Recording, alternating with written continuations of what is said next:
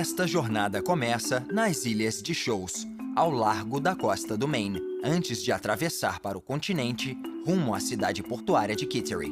De lá, parte para o nordeste, costa acima, passando por pequenos portos e rios, até chegar a Kennebunkport e a casa de veraneio de uma família presidencial. Ainda costa acima, passando por ilhas e faróis, estão o porto e a cidade de Portland. Na Grande Baía Norte, estão as Ilhas Calendar e Brunswick, lar de um dos escritores mais famosos do século XIX. A jornada termina no histórico estaleiro de Bath.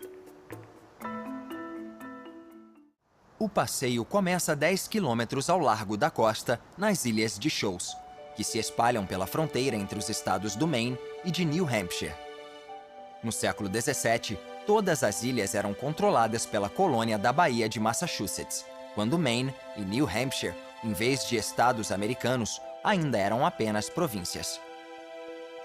Os primeiros a usarem as ilhas foram os indígenas, que pescavam no local antes de os europeus chegarem em 1623.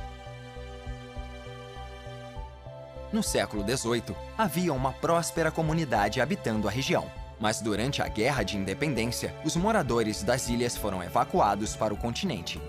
Só em meados do século XIX que 2 investidores fundaram um popular hotel de veraneio que, mais tarde, recebeu uma comunidade artística.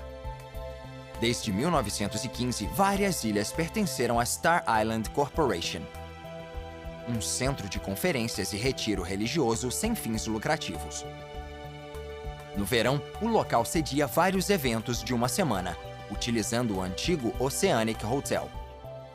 Em 1914, os moradores construíram um obelisco em homenagem ao reverendo John Tuck, que no século XVIII serviu à comunidade por mais de 40 anos. A maior ilha do arquipélago é a Appledore, com 38 hectares. Ela abrigava um grande hotel no século XIX, mas o prédio foi destruído por um incêndio em 1914. Atualmente, a ilha é a estação operacional do Shoals Marine Laboratory. Algumas das ilhas menores, como Lunging, são propriedades particulares e servem como um belo refúgio.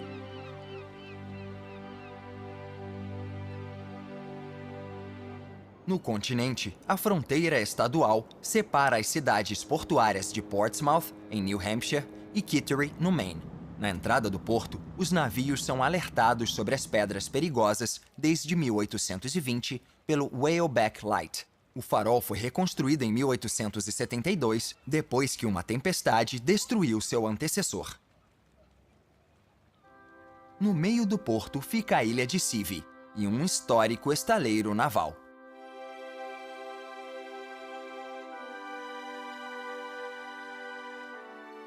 Maine e New Hampshire disputaram o estaleiro durante quase 200 anos. Só em 2001, o Supremo Tribunal Americano concedeu ao Maine o título da propriedade. Apesar de agora pertencer oficialmente ao Maine, o local ainda é chamado de Estaleiro Naval de Portsmouth. O estaleiro foi fundado em 1800 a pedido do segundo presidente americano, John Adams. Portanto, esse é o mais antigo estaleiro em funcionamento dos Estados Unidos. E um dos primeiros navios lançados aqui foi o navio de guerra USS Washington, de 74 armas, em 1815. 100 anos depois, durante a Primeira Guerra Mundial, o estaleiro começou a construir submarinos e manteve a atividade ao longo da Segunda Guerra Mundial, quando construiu mais de 70 submarinos. Muitas das construções da ilha são patrimônios históricos, inclusive a prisão naval, erguida em 1905 e apelidada de Castelo. Durante a Segunda Guerra Mundial, o presídio recebeu muitos tripulantes de submarinos alemães. A instituição foi finalmente fechada em 1974.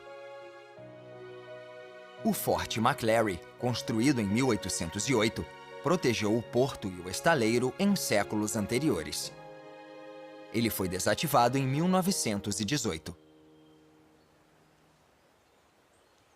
Alguns quilômetros costa acima fica a cidadezinha de York Harbor.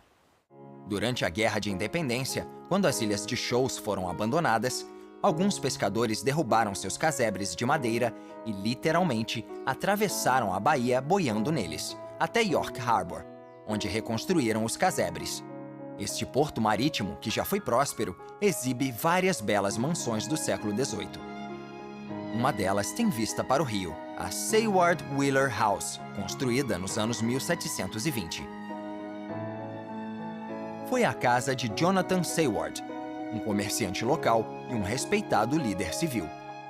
Ele reformou a casa nos anos 1760, seguindo a última moda da Inglaterra, adaptando-a para o estilo de vida colonial. Depois que ele morreu, seus descendentes fizeram pouquíssimas alterações na mansão, provavelmente por falta de dinheiro. Com isso, a construção representa o gosto do século XVIII e é uma das mais belas casas coloniais do litoral leste americano. Há mais de 60 faróis ao longo da costa do Maine.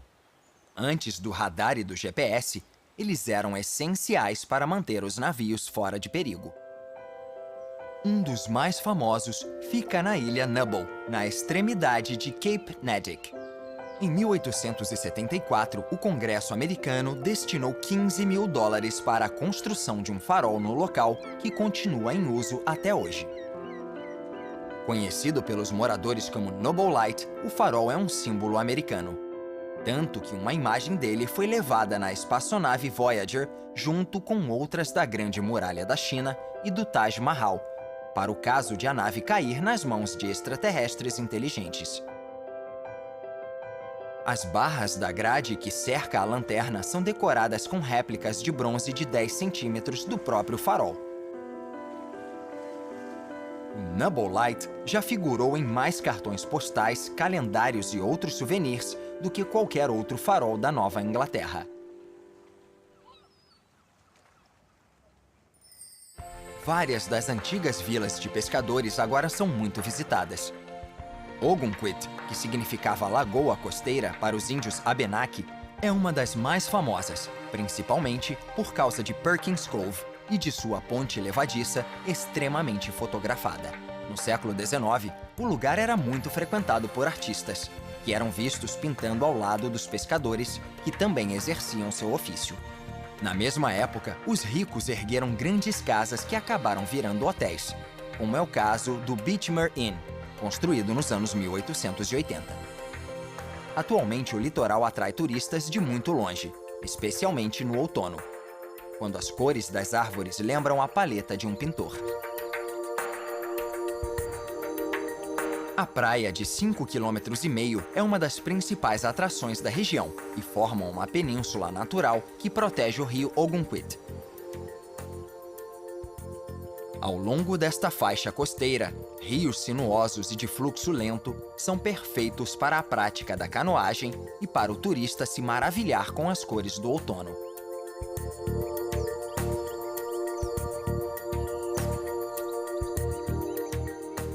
Este é o belo rio Malsam.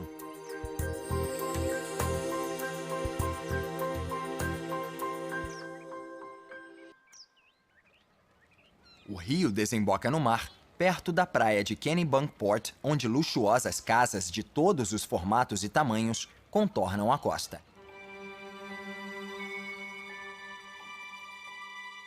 Kennebunkport recebeu o nome do rio em 1821. Uma colônia europeia se instalou aqui em meados do século XVII, mas devido aos sucessivos ataques dos indígenas, a colônia ficou praticamente abandonada até o século XVIII. Então a navegação e o comércio prosperaram ao longo do rio, e a cidade começou a crescer. No século XIX, a cidade virou um destino de veraneio e ganha popularidade desde então. Kennebunkport também é famosa pelos frutos do mar. E um guia de restaurantes elegeu Clam Shack um dos 10 melhores dos Estados Unidos. Ao longo dos anos, a lanchonete atendeu 2 presidentes e vários líderes mundiais que não tiveram que esperar na fila. Costa acima, no Walker's Point, fica o Complexo Bush. Aqui, a família recebeu líderes mundiais, inclusive Margaret Thatcher, Mikhail Gorbachev, Vladimir Putin e Nicolas Sarkozy. O agente do serviço secreto que estivesse de plantão tinha que buscar no Clam Shack os sanduíches de lagosta com fritas. Poucos quilômetros acima do rio Kennebunk fica a Wedding Cake House. Ela foi iniciada pelo construtor naval George Bourne em 1825, num estilo que ficou conhecido como Carpenter Gothic. Ele tinha viajado para a Itália e ficado muito impressionado com a beleza gótica da Catedral de Milão. Quando voltou de viagem, começou a construir a casa gótica usando apenas ferramentas manuais. Seu único ajudante foi um dos aprendizes do estaleiro. George Bourne passou o resto da vida acrescentando adornos e muitos diziam que a habilidade dele não tinha limites. 16 quilômetros costa acima está Biddeford Pool, lugar onde se instalou a primeira colônia permanente do Maine, no início do século XVII. Na época, o vilarejo se chamava Winter Harbor e sofreu muitos ataques indígenas nos 100 anos seguintes. Agora, Biddeford Pool é invadida por visitantes mais pacíficos que vêm do outro lado dos Estados Unidos e do Canadá para aproveitar o litoral espetacular. Do campo de golfe, na parte norte, os jogadores têm uma bela vista da Ilha Wood e direito a uma história do século XIX sobre assassinato, suicídio e fantasmas. O farol da Ilha Wood é o segundo mais antigo do estado do Maine e foi construído em 1858. 38 anos depois, um andarilho bêbado chamado Howard Hobbs, que havia alugado um casebre na Ilha Wood, estava no continente quando o delegado ameaçou prendê-lo por causa de uma briga com a esposa. Hobbs atirou no delegado e fugiu para o casebre na Ilha Wood. Ele foi à casa do guardião do farol, o Sr. Orcutt, que tentou convencê-lo a se entregar. Ele não conseguiu, e Hobbs voltou para o casebre e se suicidou com um tiro.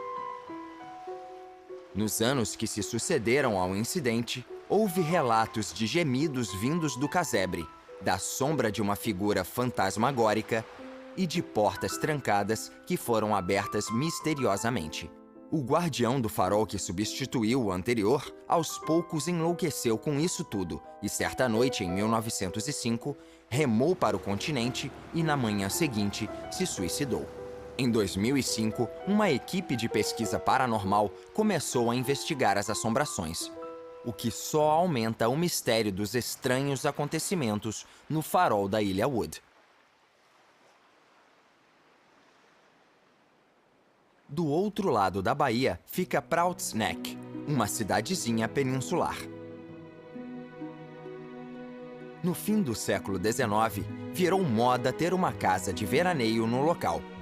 Apesar de casa não ser a palavra mais adequada para descrever estas mansões.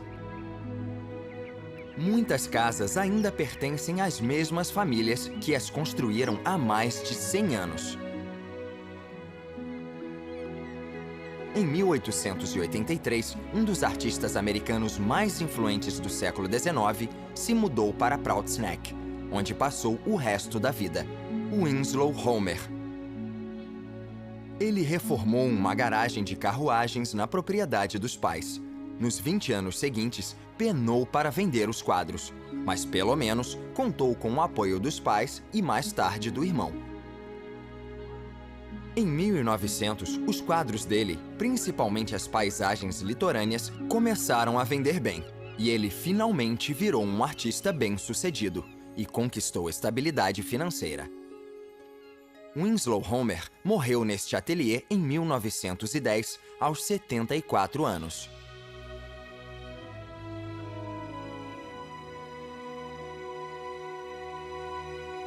O Portland Museum of Art comprou o ateliê para homenagear um dos maiores pintores dos Estados Unidos. Cape Elizabeth fica na entrada sul do porto de Portland. E antes da construção de 2 faróis, os navios naufragavam nas pedras quando tentavam dobrar o cabo à noite.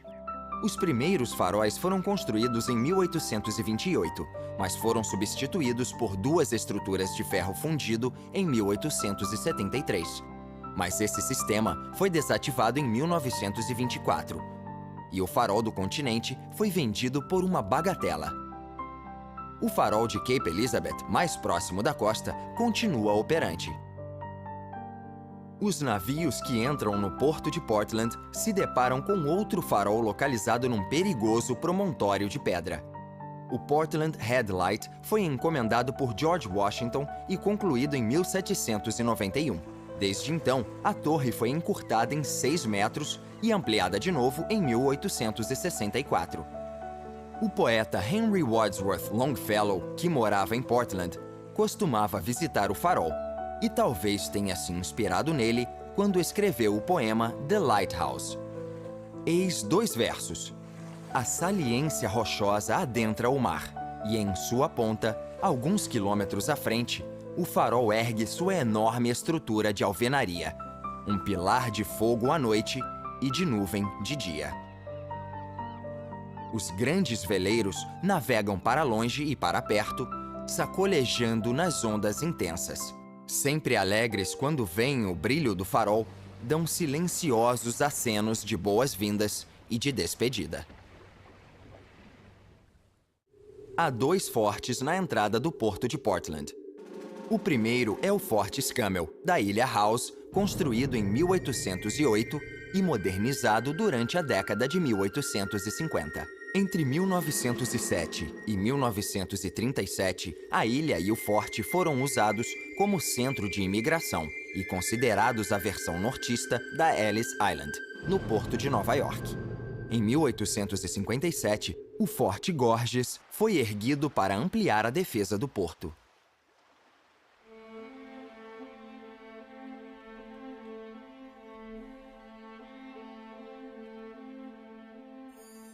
Portland é a maior cidade do Maine e foi a capital do novo estado durante 12 anos, de 1820 a 1832, quando Augusta passou a ser a capital. A cidade tem um lema em latim, Resurgam, que significa ressurgir. Isso se refere ao grande incêndio que ocorreu em Portland em 1866 e destruiu 1.800 construções, deixando mais de 10.000 pessoas desabrigadas. Na época, foi o maior incêndio dos Estados Unidos.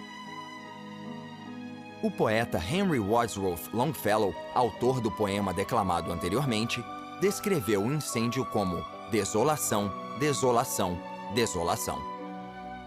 Me fez lembrar de Pompeia. Longfellow nasceu em Portland em 1807 e morou nesta casa com os pais até ir para a faculdade. Ele fez muito sucesso em vida, escrevendo poemas sobre mitologia e lendas. Atualmente, ele é considerado um dos poetas mais distintos dos Estados Unidos. O porto de Portland fica na extremidade sul de Casco Bay e das Ilhas Calendar. O nome do arquipélago é baseado no mito de que existem 365 ilhas. Tal relato foi feito em 1700 por um engenheiro militar britânico que afirmou haver tantas ilhas quanto dias do ano. Na verdade, são apenas 136, mas o nome pegou. Pequenas barcas ligam as ilhas, e a baía é ótima para velejar e pescar.